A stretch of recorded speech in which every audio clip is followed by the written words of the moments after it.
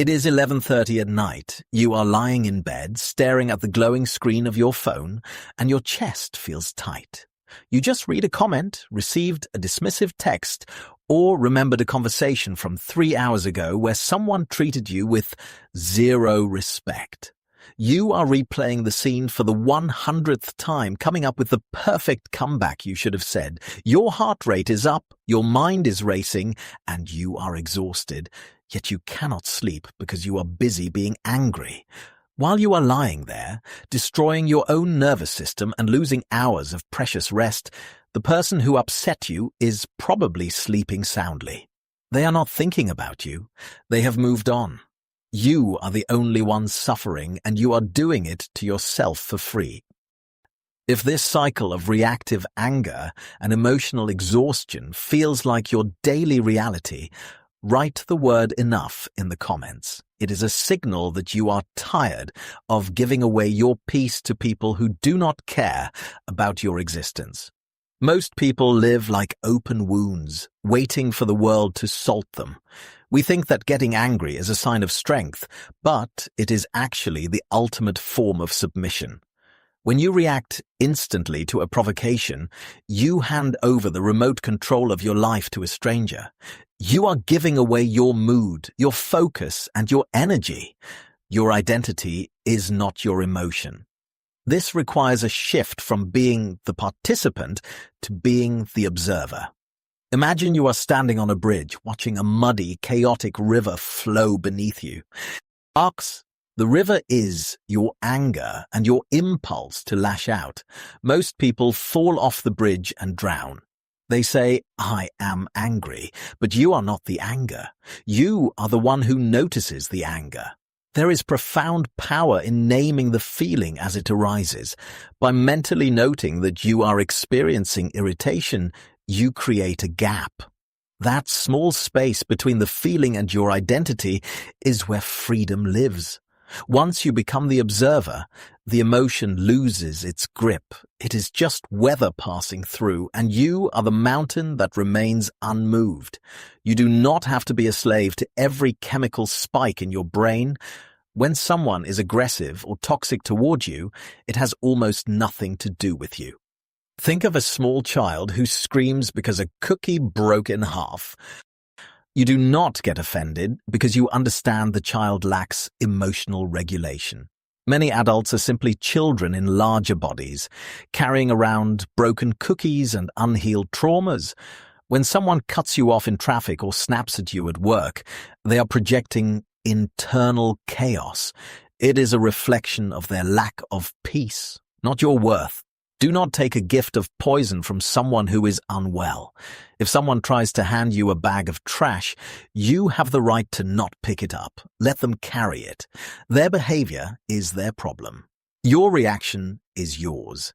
If you are gaining clarity and realizing you have been carrying weight that was never yours to hold, consider joining this community. Subscribing is a quiet commitment to your own mental discipline. We are building a space for those choosing intentionality over autopilot. Let us continue reclaiming your focus. Once you stop taking things personally, you gain the ability to master the pause. Most regrets happen in the 2 seconds after a provocation.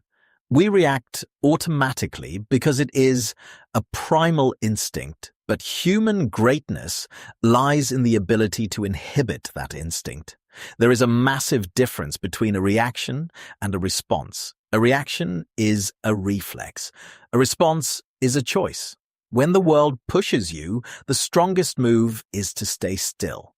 Ask yourself if the situation is worth your life force. You are trading minutes of your limited time on this earth to feel miserable because of someone else's incompetence. In 99% of cases, it is not worth the price. We often view events as catastrophes because we lack perspective. We get caught in the microscopic details of a bad day. Consider the story of the farmer whose horse ran away. When neighbors called it bad luck, he said, maybe. When the horse returned with 3 wild horses and they called it good luck, he said, maybe. When his son broke a leg and they called it misfortune, he again said, maybe. That broken leg later saved the son from being conscripted into a war. Life is neutral. It is a series of events. We are the ones who rush to label things as tragedies or victories. Most of what you are losing sleep over today will be a forgotten footnote a year from now. When you zoom out, the things that felt like fire become cold ash. If you decide if a situation is a disaster or merely a circumstance to be navigated, as you practice this, the world seems to stop poking at you. Provocateurs can sense when someone is unshakable. When you no longer provide the fuel of a reaction, the fire of other people's drama has nowhere to go. You become a black hole for negativity. It enters your orbit and simply disappears. This is quiet control. It is not about being dominant. It is about being so grounded in your sense of self that no external storm can move you. Tonight, when you put your phone down, try something. If there is a lingering thought of someone who annoyed you, look at it one last time. Acknowledge that it happened and that it stung. Then, consciously decide that you are not going to carry it into tomorrow. And you are not a storage unit for other people's trash. You are the architect of your own peace. Discipline starts with what you do, but it ends with how you think. Take a deep breath. Let the tension leave your shoulders. The world will try to pull you into chaos again tomorrow, but you know the secret. You are the observer. You have the pause. You have the choice. Sleep well. You have nothing left to prove.